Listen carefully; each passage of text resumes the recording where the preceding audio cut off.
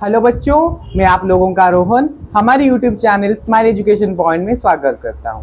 तो बच्चों, आज हम कक्षा 9वीं के फिर महान बन कविता पढ़ने जा रहे हैं। उससे पहले आप सभी बच्चे हमारे YouTube channel smile education point को लाइक, शेयर, सब्सक्राइब जरूर कीजिए और पास में जो बेल आइकॉन है उसमें ऑल नोटिफिकेशन बटन ऑन करके ऑन कर दीजिए, जिस कारण की जो भी वीडियो हमारे YouTube चैनल में अपलोड होगा आपके पास पहुंच पाएगा। और मैं पढ़ाने के बाद जो भी आपको डाउट आएगा आप कमेंट बॉक्स में जरूर बताइएगा। तो बच्चों, शुरू करते हैं। आज का विषय है, आज का कविता है फिर महान बन। समझ में आया बच्चों? आप सभी बच्चे अपने अपने किताब खोलकर रखिए, जिस कारण कि आप सभी बच्चे मेरे साथ आप भी पढ़ सके, एक साथ हम पढ़ेंगे। तो बच्चों, आज हम पढ़ेंगे फिर महान बन, जो कि नरेंद्र शर्मा जी के द्वारा रचित किया गया है या लिखा गया है। मैं आपको पहले क्लास से यह बता रहा था कि एक कविता पढ़ने से पहले हमें कवि का परिचय पढ़ना चाहिए। जो भी कवि है, जो भी कविता पढ़ते हैं, हम उन कवि के बारे में पहले हमें जानना चाहिए। तो बच्चों, नरेंद्र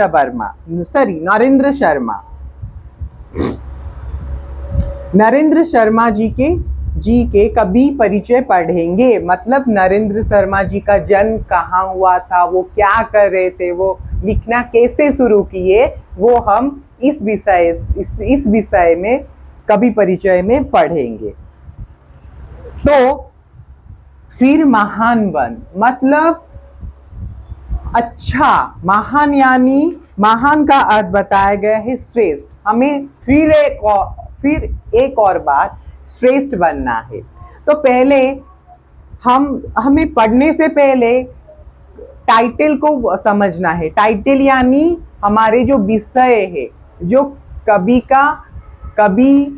कवि नरेंद्र शर्मा जी का जो टाइटल है, जो विषय है, वही पढ़ेंगे। उसे समझ जाएंगे तो हम कविता को धीरे धीरे करके अच्छे तरह से समझ पाएंगे।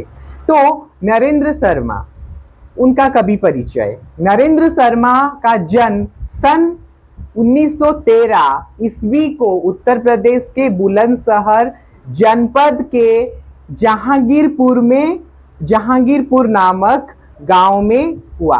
तो बच्चों, हमारे जो कवि है, कवि कौन है? नरेंद्र शर्मा। बच्चों, कवि परिचय में बोला था कि आपको हम पढ़ने से पहले हमें कवि का परिचय जानना चाहिए। मतलब कहाँ से वो जन्मे थे, कहाँ क्या पढ़े थे, वो पढ़ेंगे कवि परिचय में। तो नरेंद्र शर्मा जी का जन्म कब हुआ था? नरेंद्र शर्मा जी का जन्म सन 1913 को हुआ था। कब हुआ था? 1913 ईस्वी में उनका जन्म हुआ था। कहाँ हुआ था बच्चों? उत्तर प्रदेश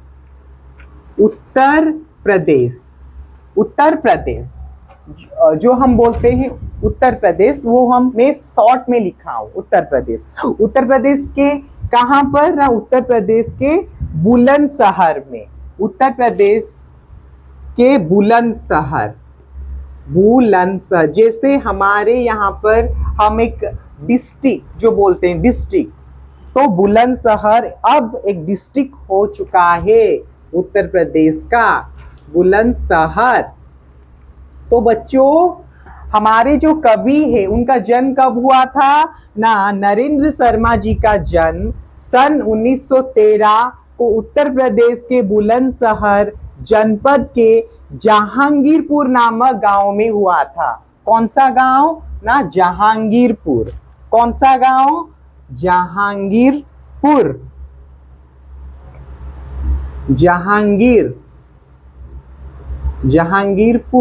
उनका गांव का नाम क्या था? उत्तर प्रदेश के एक छोटे से गांव जहांगीरपुर में उनका जन्म हुआ था समझ में आया बच्चों ना। हमारे जो कवि है नरेंद्र शर्मा जी, उनका जन्म 1913 ईस्वी में उत्तर प्रदेश के बुलंदशहर के एक छोटे से गांव, कहां पर ना, जहांगीरपुर में हुआ था उनका जन्म। समझ में आया बच्चों। हमारे जो कवि नरेंद्र शर्मा जी, उनका जन्म सन 1913 ईस्वी को बुलंदशहर नामक एक डिस्ट्रिक्ट है, एक जिला है, उस जिले में एक छोटा सा गांव है, उस गांव का नाम जहांगीरपुर है। समझ में आया बच्चों। तो उनका जन्म बुलंदशहर जनपद के जहांगीरपुर नामक गांव में हुआ। सन 1936 ईस्वी में इलाहाबाद विश्वविद्यालय से एमए पास किया। तो उस समय में, ये किस समय की बात बता रहे हैं, 1936, जब हमारा जो देश भारत था उस वक्त स्वाधीन नहीं हुआ था, यानी इंडिपेंडेंस गेन नहीं किया था हमारा भारत 1947 में।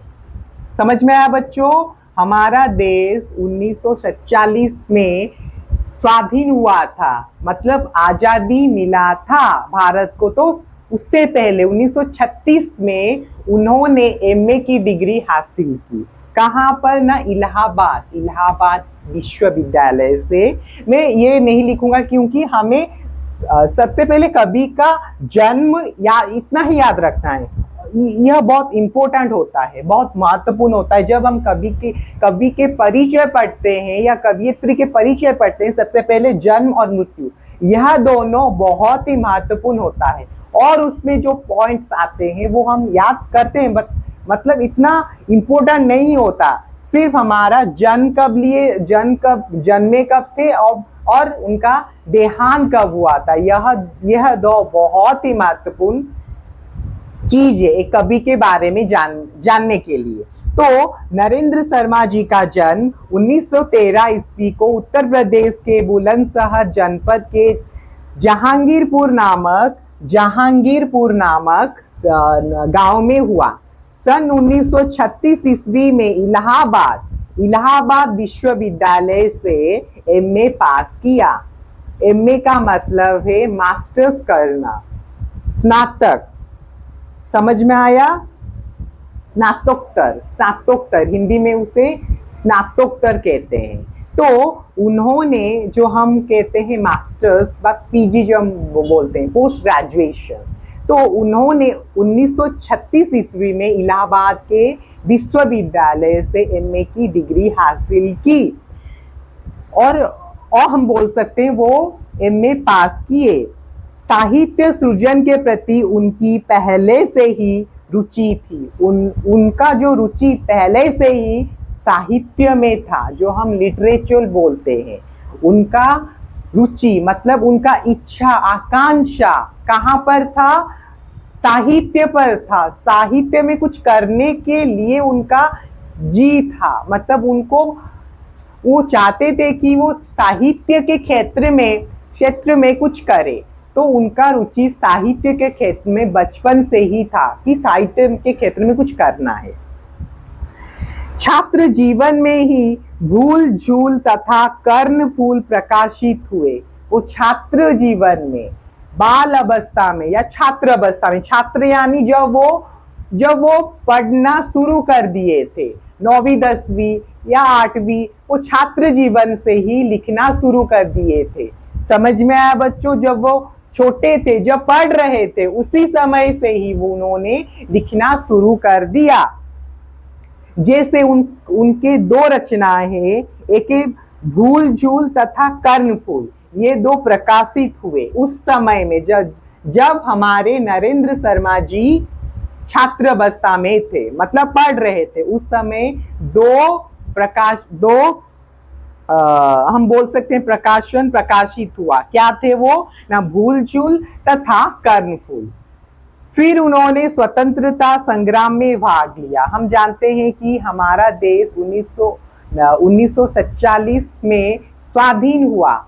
या आजादी पाया।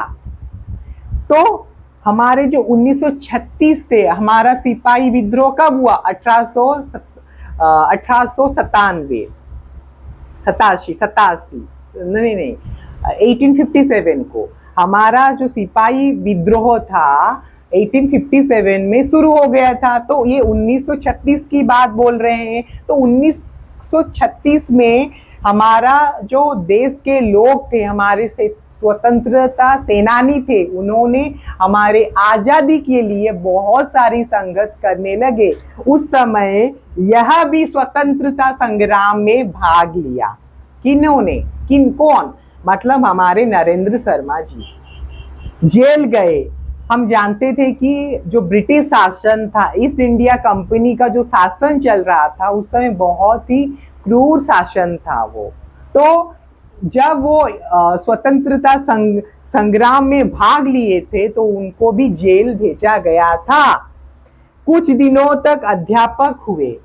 तो जेल से आकर वो कुछ दिन अध्ययन शुरू कर दिए। मतलब अध्यापक अध्ययन करना शुरू कर दिए। जो पढ़ाता है उसे अध्यापक कहते हैं, जो जिस विषय में पढ़ाता है उसे अध्ययन कहते हैं। तो उन्होंने अपना अध्यापक यानी अध्ययन शुरू कर दिया, बच्चों को पढ़ाने लगे, जो हम शिक्षक बोलते हैं। फिर सिनेमा के लिए गीत लिखे। फिर उसके बाद अध्ययन के बाद उन्होंने सिनेमा में भी लिखना शुरू कर दिया। बाद में मुंबई आकाशवाणी केंद्र में नियुक्त हुए। हम जानते कि उस समय हमारा इतना टेलीविजन टीवी नहीं था, स्मार्टफोन नहीं था, तकनीकी विकास नहीं हुआ था, जानते हैं हम। तो उस समय उन्होंने मुंबई आकाशवाणी केंद्र में नियुक्त हुए। समझ में आया? 1988 में उनका देहांत हो गया। किसका देहांत हो गया ना? उनका देहांत।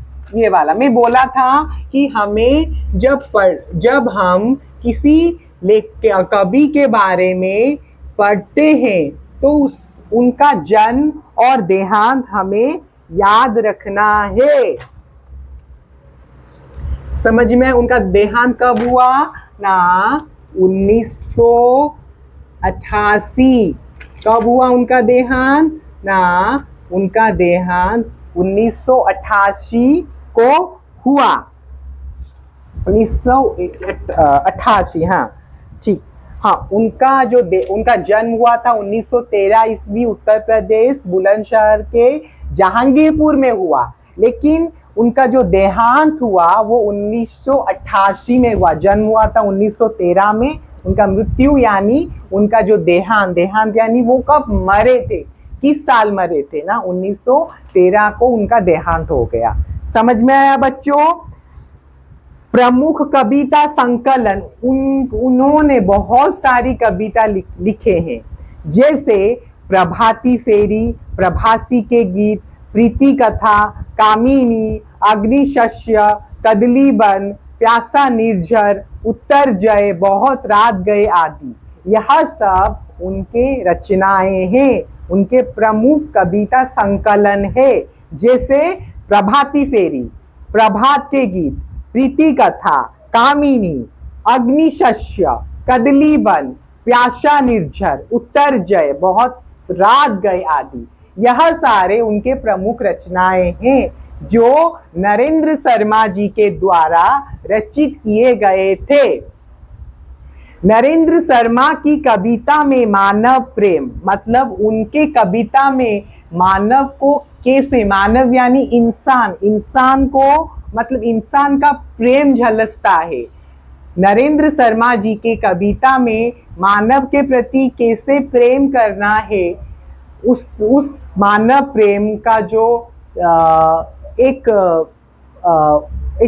हम बोल सकते हैं मानव प्रेमी का उदाहरण, या मानव प्रेमी उनके कविता में भी झलकता है। मानव प्रेमी का अर्थ है लोगों को प्यार करना,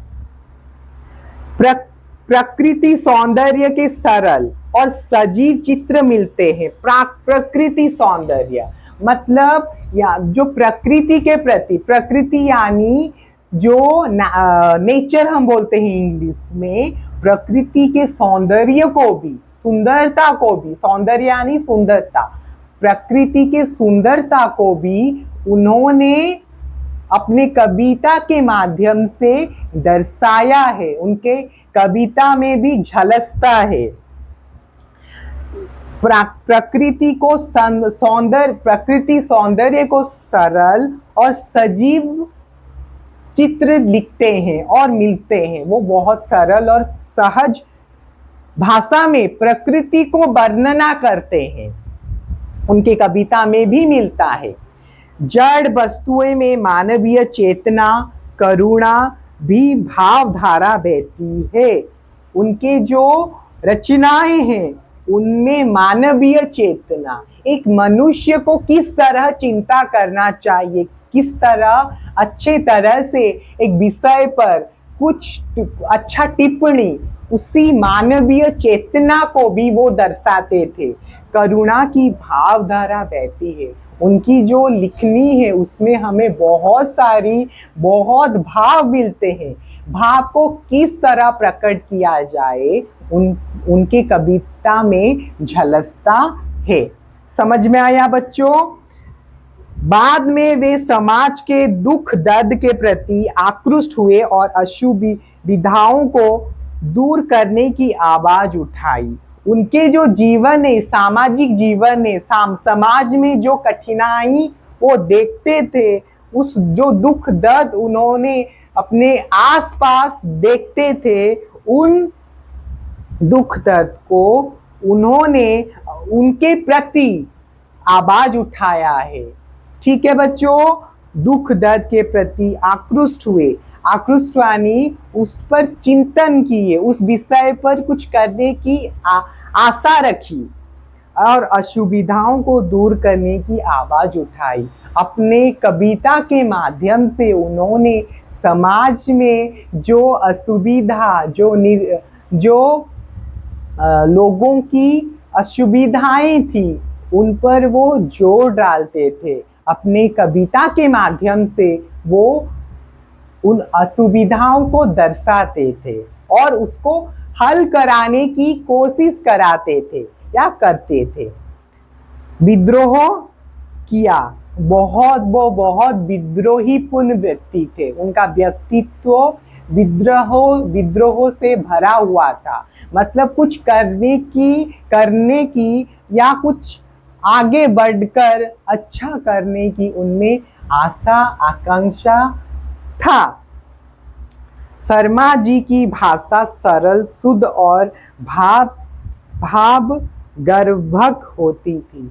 उनके जो कविता है, उनका जो भाषा है बहुत ही सरल है, शुद्ध है और भाव गर्भक है। मतलब उनके कविता में आपको भाव मिलते हैं।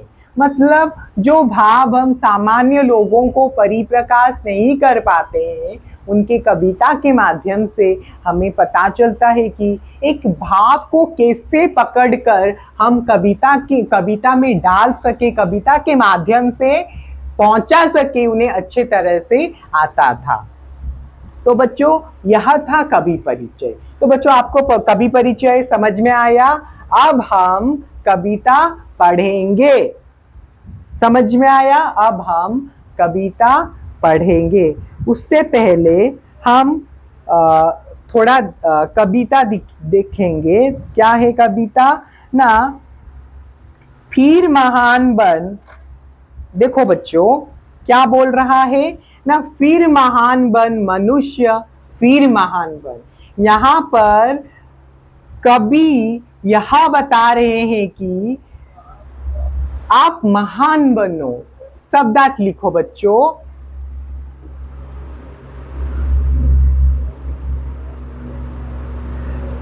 यहाँ पर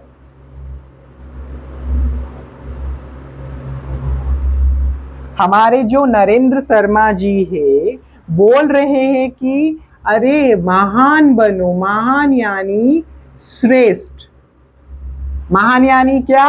महान यानी श्रेष्ठ। श्रेष्ठ बनो।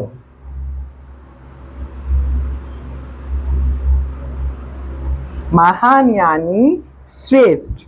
क्या बोल रहे हैं यहाँ पर? कभी कभी यहाँ पर बता रहे हैं कि फिर महान बन, फिर महान बन। बता रहे हैं कि तुम इस पृथ्वी में एक मनुष्य के रूप में भगवान आपको इसलिए जन्मे हैं, इसलिए जन्म दिए हैं कि आप इस मानवीय परिवेश में, आप इस पृथ्वी में, भूमंडल में आप महान यानी श्रेष्ठ बनो। फिर महान बन मनुष्य, फिर महान बन। तू महान है, तू एक मनुष्य जीवन पाकर महान बना था, फिर महान बन। आज के जो जीवन दैनिक कर्म है, हमारे जो जीवन में जो हम कर रहे हैं काम, हम उस काम को इतने अच्छे तरह से नहीं कर पा रहे हैं, इसीलिए हम अपने कर्तव्य को भूल गए हैं। हमें किस तरह एक कर्तव्य, हम एक स्टूडेंट, एक छात्र के रूप में हम अब है, तो हम एक छात्र का क्या कर्तव्य, एक छात्रा का क्या कर्तव्य है, हमें उसे जानना चाहिए, पहचानना चाहिए, उसे अच्छे तरह से हमारे जो छात्र जीवन की सार्थकता है उसे किस तरह संपूर्ण करना है। जो वो जिस जीवन हो, छात्र जीवन हो, एक ऑफिसर का जीवन हो, एक पॉलिटिशियन, राजनेता का कर्तव्य हो, एक अभिनेता का कर्तव्य, एक छोटा बच्चा का कर्तव्य हो, या एक माँ बाप का कर्तव्य हो, जो भी स्थान पर रहे, जो भी पोजीशन में रहे, आप अपना कर्तव्य आज के समाज के प्रति एक आलोक स्रोत, एक आलोक दिखा रहे हैं कि एक अच्छा बात बता रहे हैं कि आज का जो मनुष्य है वो अपना कर्तव्य भूल गया है। इसीलिए नरेंद्र शर्मा जी ने बताया है, फिर महान बन मनुष्य, फिर महान बन। तू मनुष्य जीवन पाकर महान तो है, फिर भी अपने अंदर की जो छोटा सा जो कुछ करने की आशा एवं आकांक्षा है उसको महान कर, अपने को महान कर। मैं तुझे आपको भगवान जी हमें मनुष्य जीवन देकर एक अच्छा काम किए हैं, महान काम किए हैं। फिर यहाँ पे वो फिर जोड़ रहे हैं, फिर और एक बार महान बन, अपने कर्तव्य को संपूर्ण कर, अच्छे तरह से कर। इसीलिए बताए हैं फिर महान बन मनुष्य, फिर महान बन। समझो बच्चों, फिर बता रहे हैं कि मन मिला अपार प्रेम से भरा तुझे, इसीलिए कि प्यास जीव मात्रा की बुझे, विश्व है तृषित मनुष्य अब बन कृपन, अब ना बन तू कृपन, फिर महान बन। तो यहाँ पर क्या बताया गया है? मन मिला अपार प्रेम से भरा तुझे। अपार का अर्थ लिखो बच्चों, अपार। अपार, अपार का अर्थ है असीम। असीम, अपार का क्या अर्थ है? अपार का अर्थ है असीम, जिसका सीमा नहीं है। आप समुद्र देखे हो बच्चों, जिसका आपको सीमा, आपका घर का सीमा आपको पता है नहीं, हमारा घर इतने स्क्वायर फीट में 1400 स्क्वायर फीट का है कि 1500 स्क्वायर फीट का है, हमें मालूम है हमारा घर का स्क्वायर फीट कितना है। लेकिन समुद्र का जो वो हम अपने आंखों से नहीं उसका सीमा माप सकते। ठीक है बच्चों, उसी तरह बता रहे हैं अपार का अर्थ है असीम, जिसका सीमा ना हो, जिसे हम आंखों से गिन नहीं सकते, आंखों से गिन नहीं। हम जब समुद्र को देखते हैं तो क्या हम जान सकते समुद्र कितने तक उसका जो लंबाई है गया है? नहीं जान सकते। उसी तरह हम कवि नरेंद्र शर्मा जी बता रहे हैं कि मन मिला अपार प्रेम से भरा तुझे, तेरा मन अपार प्रेम से भरा है, बहुत सारे प्रेम है तेरे अंदर, इसीलिए मन मिला अपार प्रेम से भरा तुझे। इसका अर्थ ये है कि तेरा मन जो है मैंने भगवान जी ने अपार प्रेम से भरा है, बहुत सारे प्रेम से भरा है, लेकिन आज वह अपना कर्तव्य भूल गया है। तुझे अपार प्रेम दिया गया है इसीलिए कि प्यास जीवी मात्रा की बूझे। प्यास, प्यास का अर्थ लिखो बच्चों।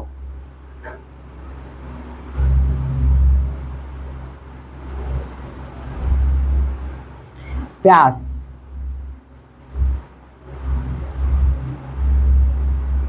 प्यास का अर्थ है तृष्णा।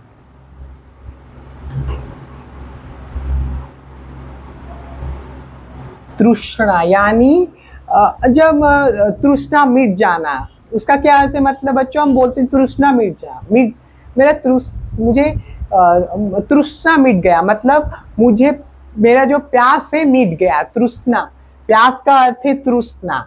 समझ में आया बच्चों? तो यहाँ पर बताया गया है कि मनुष्य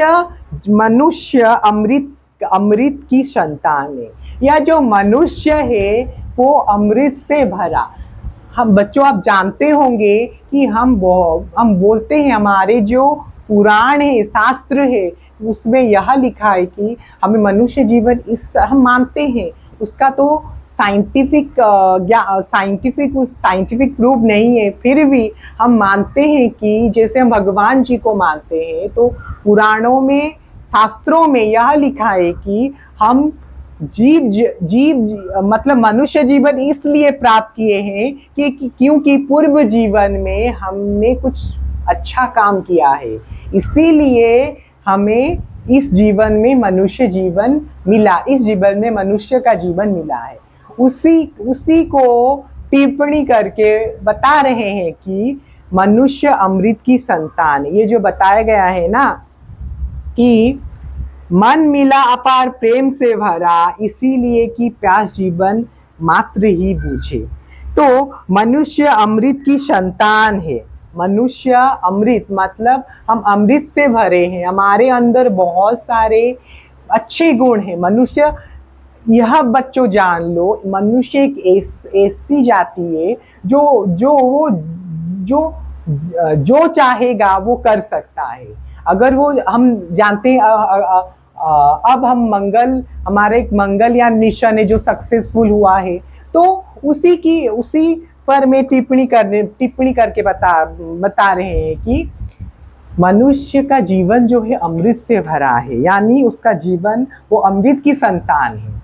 अपनी महानता के कारण वो सबसे श्रेष्ठ प्राणी के रूप में परिचित है। वो एक यूनिक व्यक्ति है, वो सबसे उभरकर व्यक्ति है, तो उसी कारण सबसे श्रेष्ठ प्राणी के रूप में परिचित हुआ है। इसीलिए मनुष्य सबसे श्रेष्ठ प्राणी के रूप में परिचित हुआ है। लेकिन आज वह अपना कर्तव्य भूल गया है। जो मनुष्य है ना, वो अपना कर्तव्य भूल गया है। समझ रहे हो ना बच्चों? ये जो मनुष्य है वो अपना कर्तव्य भूल गया है। मन मिला अपार प्रेम से भरा तुझे, इसीलिए कि प्यास जीवन मात्र की बूझे। यहाँ पर कवि यह बता रहे हैं कि तेरा मन बहुत असीम, तेरा मन अपार प्रेम से भरा है, मतलब असीम प्रेम है, इसीलिए कि प्यास जीव मात्र की बूझे।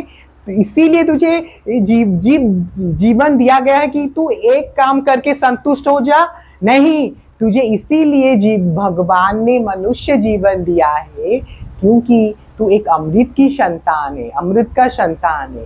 तुझे बहुत आगे बढ़ना है, तुझे अपना कर्तव्य करना है। तू जिस जगह पर है उस जगह पर जो भी कर्तव्य बनता है तुझे उसे संपूर्ण करना, यही है मानव जीवन का सार्थकता, तुझे उसे पूर्ण कराना है। तुझे एकमात्र काम से ही थकना नहीं है। यहाँ पर जो बताया, इसी की प्यास जीभ मात्र की बूझे, मतलब तुझे मात्र एक काम से संतुष्टि नहीं होना है। विश्व है तृषित, मनुष्य अब न बन कृपण। विश्व है तृषित, तृषित का अर्थ यहाँ पर प्यासा। तृषित लिखो बच्चों, तृषित, तृषित, तृषित का अर्थ है प्यासा। मतलब यहाँ पर कवि बता रहे हैं कि यह जो विश्व है वो क्या, वो प्यास से भरा है। प्यास यानी प्यासा है, मतलब वो उसके अंदर बहुत सारी कामनाएं हैं, वासनाएं हैं, उसे बहुत सारी चीज चाहिए। हम जानते हैं कि हम अर्थशास्त्र में यह पढ़ते हैं कि मानव का, मनुष्य का जो आशा है, आकांक्षा है, वो असीमित है, उसका सीमा नहीं है।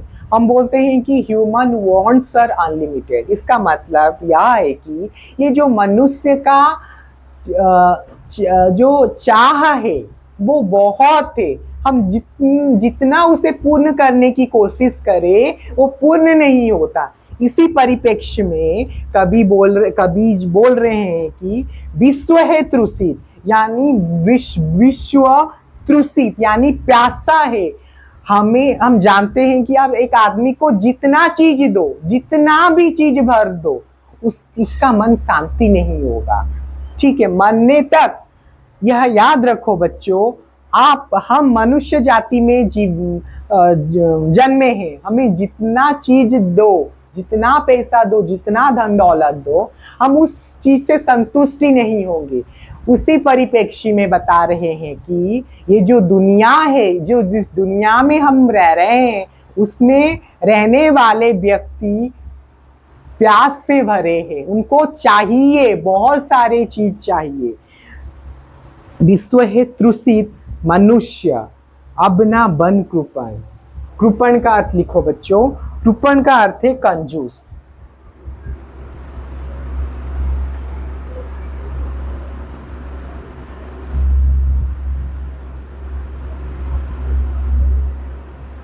कृपण का क्या अर्थ है बच्चों? कृपण का अर्थ है कंजूस, कंजूस मक्खी चूस। मतलब जो मतलब बहुत पैसा खर्च करने में खिचखिचात, मतलब उसको अच्छा नहीं लगता। पैसा बहुत है लेकिन उसे खर्च ही नहीं कराना है, कंजूस है। हम बोलते हैं कंजूस मक्खी चूस। कंजूस, कंजूस, कंजूस। हाँ, तो बच्चों क्या बोल रहे हैं? विश्व है तृषित, मनुष्य अब ना बन कृपण। विश्व प्यास से भरा है, बहुत सारे आशा आकांक्षा की बात नहीं है। जो हम बोल रहे हैं कि डिजायर, जो हम बोल रहे हैं, मनुष्य प्यास से भरा है। ठीक है, वासनाओं से भरा है। तो काम वासनाओं से मनुष्य भरा है, मतलब बहुत सारी चीज चाहिए। अब ना बन तू कृपण, तू आप कंजूस मत बन। यहाँ पर बताया गया है कि तू संसार के स्वर्ग बनाने के लिए, तो यहाँ पर यह बताते हैं कवि कि मनुष्य आज के समाज में जो भी व्यक्ति रह रहे हैं, इस दुनिया में जो भी व्यक्ति मनुष्य रह रहे हैं, उनके अंदर बहुत सारी चीज, कामनाओं, वासनाओं से वो भरे हैं। उनको बहुत सारी चीज चाहिए। अब ना बन कृपण, फिर महान बन। तू अब कंजूस मत हो, तू फिर महान बन। तू महान फिर एक बार बन। तू तो मनुष्य जीवन पाके धन्य है, फिर उस मनुष्य जीवन की जो सार्थकता है उसे तुझे पूर्ण कराना है। तुझे कंजूस मत होना है। तुझे एक चीज से अपना मन भरना नहीं है। मतलब इसमें काम वासनाओं की बात नहीं कर रहे हैं कभी, यहाँ पर बता रहे हैं कि आपको जो चीज अचीव करना है, जो जो सफलता चाहिए एक मानव जीवन में, उसे पार करना है, उसे करना है। यहाँ पर वही बता रहे हैं, फिर महान बन, फिर श्रेष्ठ बन तू। समझियो ना बच्चों। और उसके बाद बता रहा है कि शत्रु को ना कर सके क्षमा प्रदान, जो जीत क्यों उसे ना हार के समान हो, सूल क्यों ना बख्श पर बने विजय सुमन, फिर महान बन। यहाँ पर क्या बता रहे हैं कभी, शत्रु को ना कर सके क्षमा प्रदान, जो शत्रु को, क्षमा का अर्थ है माफी। लिखो बच्चों,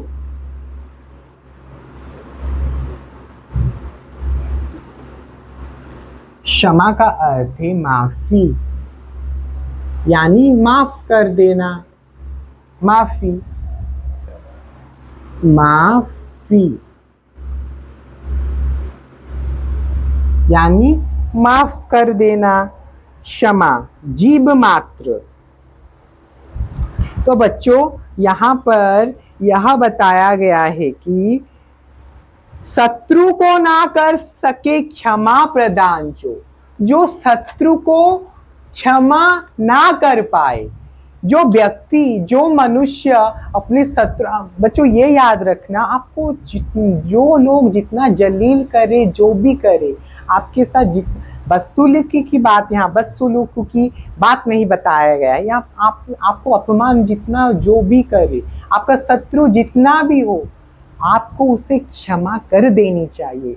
यह याद रखना, क्षमा से बढ़कर दुनिया में बड़ा नहीं होता। वही बात कभी यहाँ पर बता रहे हैं कि शत्रु को ना कर सके क्षमा प्रदान, जो जीत क्यों उसे ना हार के समान हो।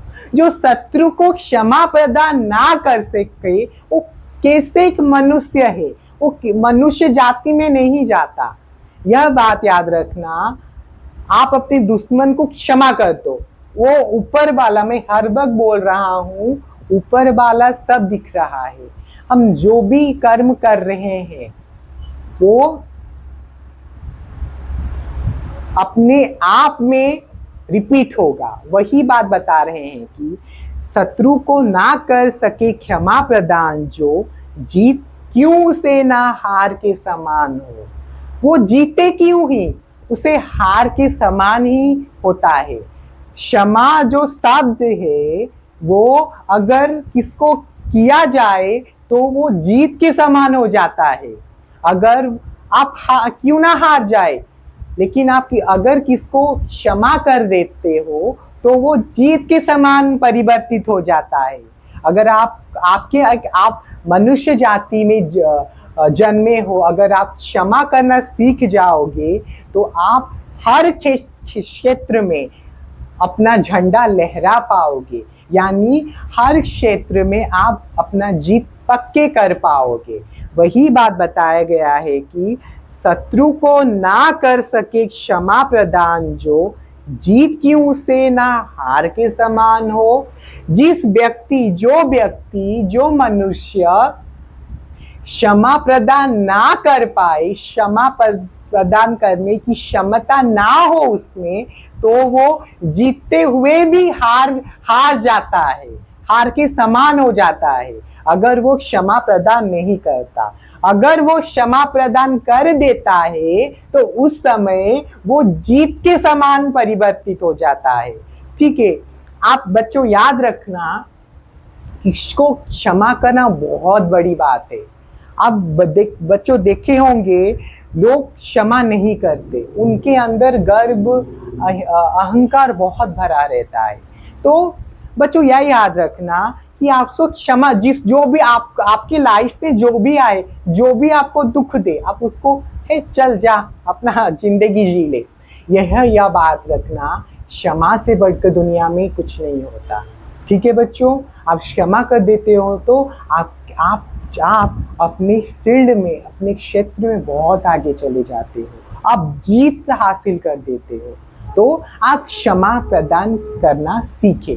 कवि इस कविता के माध्यम से आपको यह सूचित कराते हैं कि यह सूचना देते हैं कि आपको क्षमा कर देना चाहिए लोगों को। आपको जो भी धोखा दे, ये छोड़ो, जाओ अपना जिंदगी तू जी ले, वो देख रहा है सब। आप उसको जो क्षमा कर दिए, वो आपका वो पहचान है कि आप जीत के समान है। क्षमा यहाँ पर जीत के समान होता है।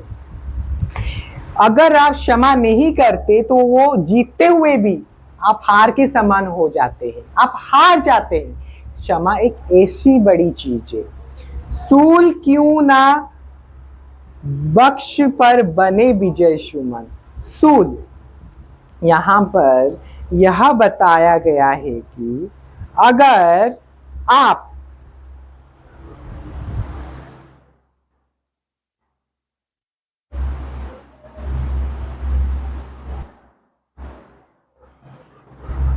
तो बच्चों, हम पढ़ रहे थे कि शत्रु को ना कर सके क्षमा प्रदान, जो जीत क्यों से ना हार के समान हो।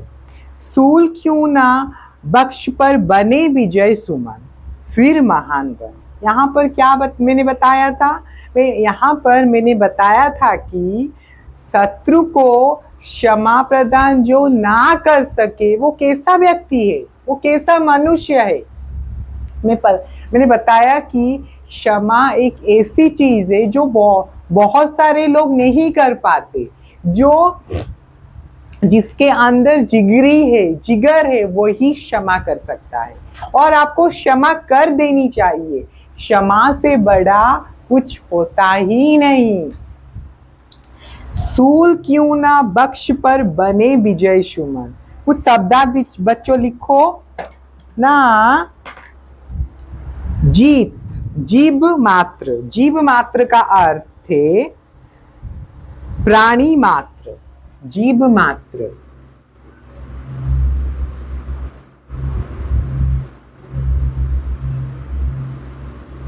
जीव मात्र का अर्थ है प्राणी मात्र।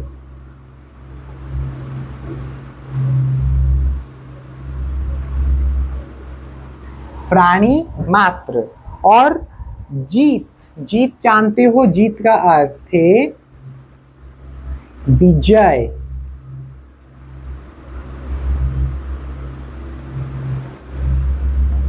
जीत का अर्थ है विजय। हार का अर्थ है परिचय।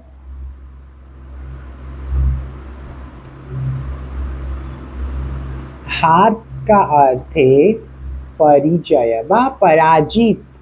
हार का क्या अर्थ है ना? पराजय। और विजय सुमन, विजय सुमन का अर्थ लिखो।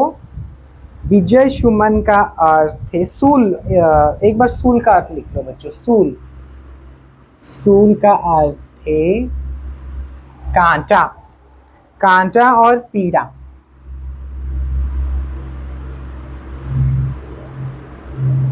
कांटा या पीड़ा। सुमन, विजय सुमन का अर्थ है जीत के फूल।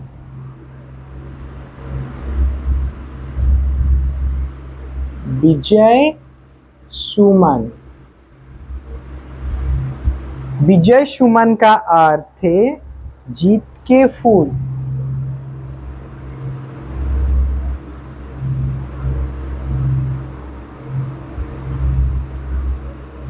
जीत के फूल। सुमन का अर्थ है फूल। विजय सुमन, जो विजय का अर्थ है, विजय सुमन का अर्थ है जीत के फूल। क्या बताया गया है ना? देखो बच्चों, ये सब उनका शब्दार्थ है। जो बच्चे लिखना चाहते हैं लिख ले। तो बच्चों, सेकंड स्ट्रेंजा में क्या बताया गया है ना? सूल क्यों ना बख्श पर बने विजय सुमन। जो यहाँ पर बताया गया है कि क्षमा करना एक अच्छा चीज है। क्षमा करना सबको नहीं आता। क्षमा करना बहुत ही कम लोग करते हैं। आप अगर देखे होंगे तो क्षमा जो होता है वो सारे लोग नहीं कर पाते, क्योंकि वो सोचते रहते हैं कि क्षमा करना एक बहुत बड़ी चीज है। हाँ, सच में वो चीज है। वो वो डिपेंड करता है कि किसका जिगरा बहुत है। तो वही बात बताया गया है कि सूल क्यों ना बख्श पर बने विजय सुमन।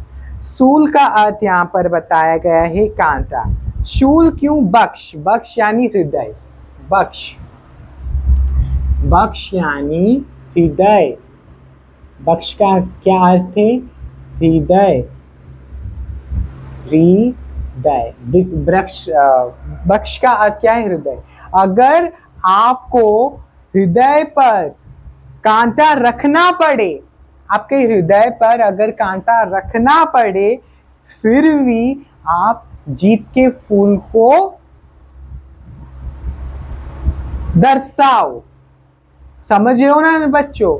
अगर आपके सीने पर, छाती पर, हृदय पर आपको कांटा रखना पड़े, लोगों को सहायता करने में, उनको अच्छा बनाने में, आप जरूर रखिए।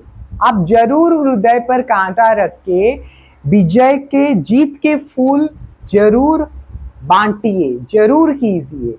इस लाइन में यहाँ पर कवि यह बताते हैं कि अगर आपको कुछ अच्छा कराने में आपसे कुछ चीज जाता है तो जाने दो।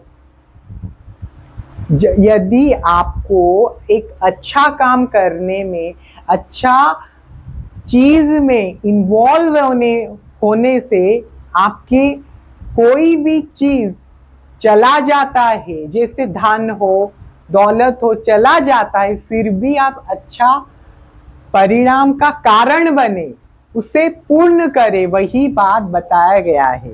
समझो ना बच्चों? फिर महान बन, तू फिर महान बन, फिर श्रेष्ठ बन। जैसे हम पहले स्टांजा में पढ़े थे कि मनुष्य जो है, जो यहाँ पर बताया, थोड़ा देख लो बच्चों। फिर महान बन मनुष्य, फिर महान बन, मन मिला अपार प्रेम से भरा तुझे, इसीलिए कि प्यास जीव मात्र की बुझे। विश्व है तृषित मनुष्य, अब ना बन कृपण, फिर महान बन। इस लाइन में मैंने क्या बताया था? इन पंक्तियों में मैं यह बताया था कि आपको महान बनना चाहिए, क्योंकि आज के जो समाज के जो लोग हैं वो बहुत दुख कष्ट से भरे हैं। उनको आप साहाय्य, जो प्यासा है यानी वो बेसिक चीज से वंचित थे, जो उनको जीने के लिए चाहिए, वो उन चीजों से वंचित है। आप देखे होंगे बच्चों, लोग अभी भी 3 वक्त का खाना पाने के लिए तरसते हैं। उसी परिप्रेक्ष्य में, उसी चीजों में कभी दर्शाते हैं कि उसी चीज को थोड़ा खींच कर बताते हैं कि आपको किसी अच्छे चीज का, किसी अच्छे परिणाम का कारण बनना चाहिए। आप लोग यहाँ पर विश्व में तृषित, विश्व में बहुत सारे लोग दुष्ट कष्ट से भरे हैं। मनुष्य अब ना कृपण बन, तू कठोर मत बन, उन लोगों, तू कंजूस मत बन। अगर तू एक अच्छे परिवार में जन्म लेता है, तू गरीबों को सहायता कर। वो बहुत सारी चीजों से वंचित है। जो लोग बहुत सारी चीजों से वंचित है, उन लोगों को सहायता कर, ये जीवन और अपने आप को महान कर। इसीलिए इस कविता का नाम फिर महान बन रखा गया है। समझ में आया बच्चों? पहले स्टांजा, सेकंड स्टांजा। आपके सेकंड स्टांजा में ये बताया गया है कि आपके हृदय पर अगर कांटा रखना पड़े, फिर भी एक अच्छे परिणाम का कारण जरूर बनिए, जरूर एक अच्छा काम करिए, लोगों की सहायता करिए। आज जो लोग दुख कष्ट से जूझ रहे हैं, दुख कष्ट के परिस्थिति से लड़ रहे हैं, उनको सहायता करो। अगर आपके छाती पर कांटा रखना का अर्थ है अगर आपको कष्ट भी हो तो आप उनको सहायता करो, लोगों के दुख दर्द को कम करो। दुष्ट हार मानते ना दुष्ट नेम से, पाप से घृणा महान है ना प्रेम से, दर्प शक्ति पर सदैव गर्व करना मन, फिर महान बन। क्या बताया गया है? दुष्ट हार मानते ना दुष्ट नेम से। तो दुष्ट यानी जो बदमाश होता है, जो अच्छा आदमी नहीं होता है। दुष्ट हार मानते ना दुष्ट नेम से। नेम का अर्थ लिखो बच्चों, नेम।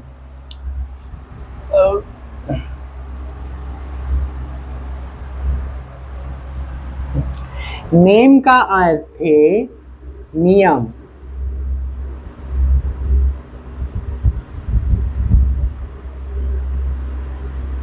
नेम का क्या अर्थ है बच्चों? नेम का अर्थ है नियम। दुष्ट हार मानते ना दुष्ट नेम से, दुष्ट नेम से। तो यहाँ पर यह बताया गया है कि दुष्ट वही व्यक्ति होता है, बदमाश व्यक्ति वही होता है जो नियमों का पालन ना करता हो, ना दुष्ट नेम से, नियम से। हाँ, दुष्ट हार मानते ना दुष्ट नेम से। यहाँ पर यह बताया गया है कि जो दुष्ट होता है वो नियम नहीं मानता। दुष्ट हार मानते ना दुष्ट नेम से। यहाँ पर यह बताया गया है कि दुष्ट हार मानते, दुष्ट जो होते हैं वो हार मान जाते हैं। जो दुष्ट व्यक्ति होता है वो हार मान जाते हैं, वो नियमों से हार नहीं मानते, वो अपने दुष्ट नेम से दुष्ट हार मानते हैं। जो व्यक्ति हार मान जाता है वही दुष्ट कहलाता है, वही बदमाश कहलाता है।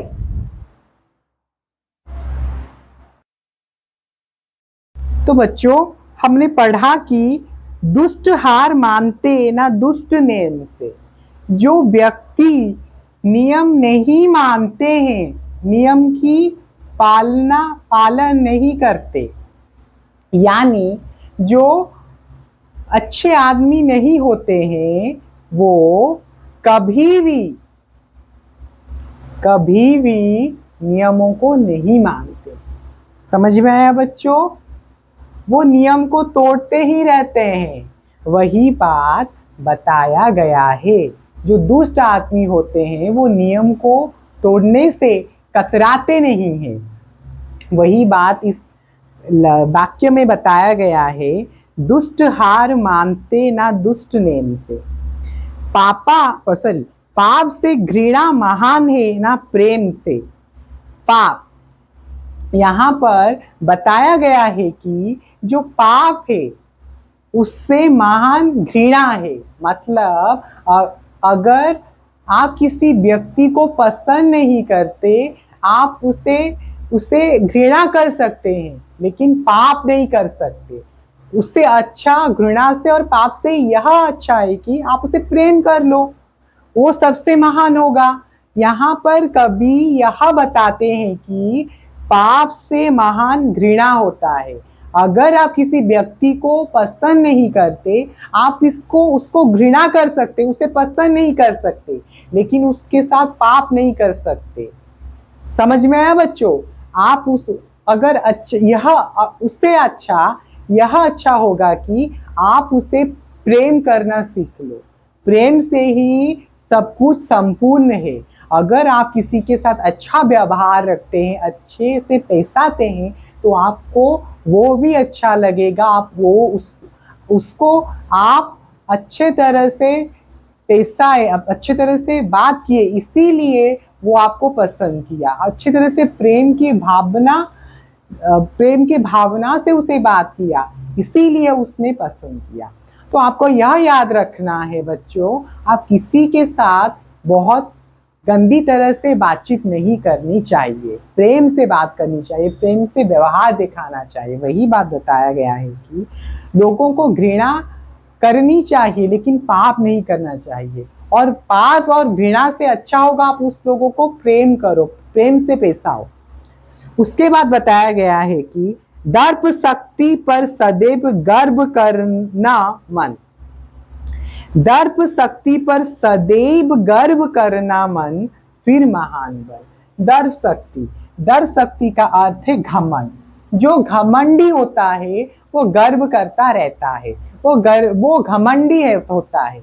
और यहाँ पर बता रहे हैं कि आपको मन में गर्व नहीं लाना है, कभी यह बता रहे हैं कि आपके मन में घमंड कभी मत लाना है। अगर आप घमंड लाएंगे तो आपका घमंड किसी ना किसी दिन चूर हो जाएगा। वो बता रहे हैं कि भगवान भी एक दिन घमंड कर रहे थे कि मुझसे बड़ा कोई नहीं है। भगवान विष्णु, ठीक है, ब्रह्मा भी घमंड कर रहे थे, लेकिन भगवान कृष्ण ने उनका घमंड तोड़ दिया। तो उस ये से हम क्या सीखते हैं? उस ये से हम यह सीखते हैं कि हम जितने अच्छे पोजीशन में जाएं, जितने ऊंचे स्थान पर रहे, कभी भी हमें घमंड करनी नहीं चाहिए। मन में जिस दिन, यह याद रखना बच्चों, जिस दिन आपके अंदर घमंड आ जाएगा ना, आप उसी दिन नीचे नीचे गिर जाओगे। आप जो बढ़ रहे थे, आगे बढ़ रहे थे, आप आगे नहीं बढ़ सकेंगे। तो बच्चों, आपको आपके अंदर कभी भी घमंड नहीं लाना चाहिए। अगर आप एक अच्छे विद्यार्थी हो, आप नहीं बोलोगे नहीं मैं तो अच्छा पढ़ता हूँ, मुझे किसी को भी मेरे साथ घूमना या पढ़ना मैं नहीं कर सकता। आप घमंड करेंगे उस पर। आपका पाठ, पढ़ाई हो, धन दौलत हो, उसमें कभी भी घमंड करना नहीं चाहिए। जिस दिन आप घमंड करेंगे, आपका जो होता है पतन उसी दिन से चलेगा, और आपको भगवान इतने नीचे ढकेल देंगे कि आप आगे बढ़ नहीं पाएंगे। इसीलिए कभी नरेंद्र शर्मा जी यह बता रहे हैं कि आपके अंदर मन में घमंड लाना नहीं चाहिए। दर्प शक्ति पर सदैव गर्व करना मन, फिर महान बन। जिस दिन आप मन में घमंड ला देंगे, आपके अंदर घमंड आ जाएगा, आपका जो पतन है उसी दिन से शुरू हो जाएगा। आपके आसपास जो भी व्यक्ति है, जो भी घमंड है, जो भी आपको नीचा दिखाने की कोशिश कर रहा है, उसे करने दो। आपका भी समय आएगा जिस दिन आप देखेंगे उसका पतन हो रहा है, वो नीचे नीचे जा रहा है और आप ऊंचा ऊंचा जा रहे हैं। समझ में आया बच्चों? वही बात बताया गया है। और उसी मन में घमंड ना लाने से आप महान व्यक्ति बन जाते हैं, फिर महान बन। और उसी कारण आपके अंदर इस कविता के माध्यम से कवि नरेंद्र शर्मा जी यह बताते हैं कि आपके अंदर जब कोई भी घमंड नहीं, कोई भी चीज के लिए घमंड नहीं होगा, सदैव प्यार का भावना रहेगा, सहायता करने की भावना रहेगी, लोगों का सुख बांटने का भाव जब आपके अंदर रह जाएगा ना, आप बहुत ऊंचे स्थान पर पहुंच जाओगे। आपको किसी चीज की जरूरत नहीं होगा। तो आपको यह याद रखना बच्चों, आपको कभी भी घमंड नहीं करना चाहिए। तो बच्चों, मैं आशा करता हूं कि मेरा वीडियो आप लोगों को अच्छा लगा होगा। अगर अच्छा लगा होगा तो हमारे YouTube channel smile education point को लाइक, शेयर, सब्सक्राइब और कमेंट जरूर कीजिए। और पास में जो बेल आइकॉन है उसमें ऑल नोटिफिकेशन बटन ऑन कर दीजिए, जिस कारण कि हमारे YouTube चैनल में जो भी वीडियो अपलोड होगा आपके पास पहुंच पाएगा और आप अच्छे तरह से देख पाएंगे बिना कोई कारण के। तो उसी के साथ मैं ये विषय, ये कविता समाप्त करता हूँ। धन्यवाद।